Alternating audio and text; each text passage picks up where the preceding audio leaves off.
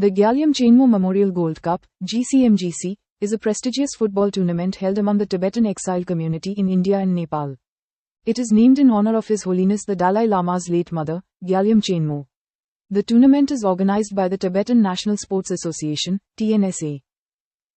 Here's some more information. 1. History.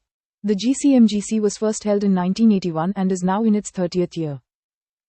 2. Location. The tournament has been hosted in various Tibetan settlements across India and Nepal, including Dharamshala. 3. Participants. Teams from both India and Nepal participate in the GCMGC. 4. Significance. The tournament is an important event for the Tibetan exile community, bringing together teams and fans from across the globe. 5. Upcoming events.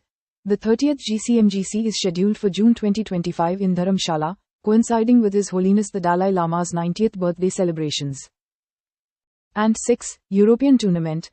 The first GCMGC tournament in Europe is scheduled to take place in Zurich, Switzerland from August 14 to 16, 2025.